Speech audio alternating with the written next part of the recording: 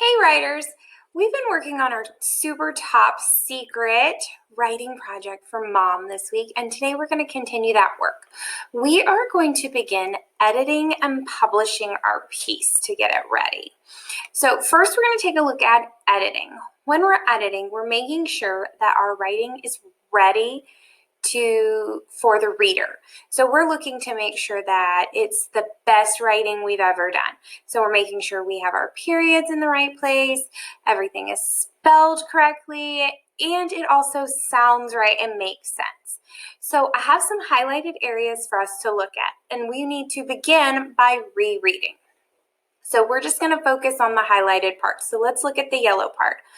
While you're heating your skillet, put a thin layer of mayonnaise on each side of the bread. Well, it makes sense. Everything looks to be spelled correctly, but I'm noticing at the end, I forgot my period. So I'm just going to take my cursor and I'm just going to go back and edit and add that period. Let's take a look at the blue section next. Next, place all 3 slices of cheese on the bread. Right there, it makes sense, but I noticed something. I didn't spell cheese correctly.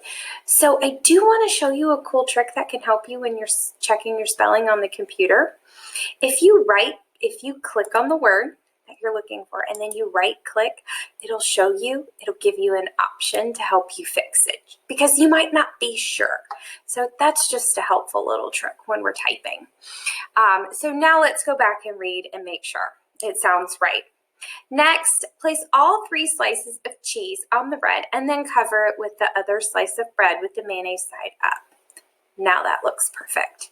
Let's take a look at this pink part down here. Once the cheese is complete melted,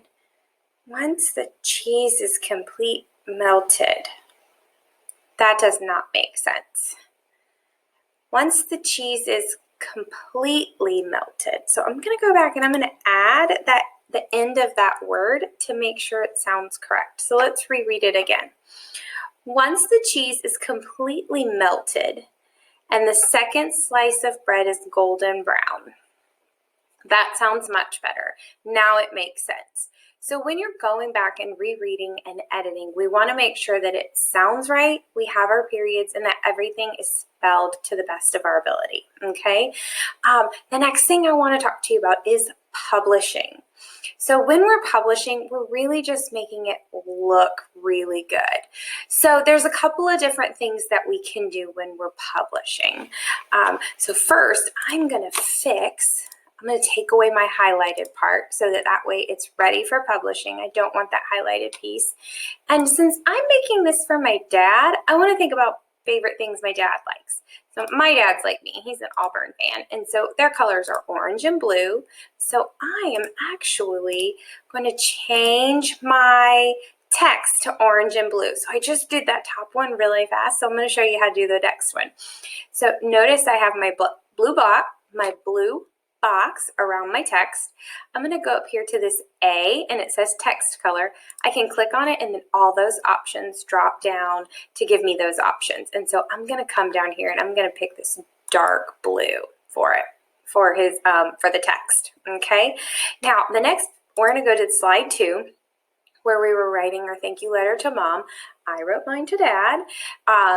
But notice I did start publishing a little bit. But we don't have to just change the font color. We can do some other things. So we can actually change the font. Notice that the letters are styled differently and written differently. So I can change that. So I actually want to go up to my font section, and I have all these options. Okay, I'm going to pick one of my favorites. That one's one of my favorites. And I'm also noticing that text is smaller than the text around it. So I also want to make that text bigger. If you go up here to this font size, that's where you're going to make your text bigger. So notice as I'm pushing the plus sign, my text is getting bigger. So I can make it as big as I want to. Sorry, we got interrupted. So I can make it as big as I want to make it fill the space. So also a part of publishing is that we can add some pictures. And so we have an option right here. It says insert image. I can click that down. It's going to give me a couple of options. So I can upload from the computer, so I can do my own pictures. I can add those in. I also right here, maybe if you're uploading from a tablet or a phone, you can add pictures in that way also. And then there's also the camera feature as well. But what I want to show you is searching the web. So when you pick that one, you get this the option on the side. And so if I'm thinking about it's Mother's Day or Father's Day and we love them and we want to show that, I'm thinking of hearts. So I'm just going to type in the word hearts because I want a picture of hearts, and I'm going to get a lot of options over here. And so I can just keep scrolling and figure out which one is the best. Ooh, I think I actually like this one. And so I can click on it to get that blue check, and then I can come down here and do insert. And then it's actually going to give me my hearts, and I can make it as big as I want. Oh no, that did not work out. But that's okay. So if this happens to you and you want to make it big like that, you right click and you are going to send it to back. Okay. And then all of your text will be on top, and then you can scoot it around to make sure nothing's on top of the hearts. All right.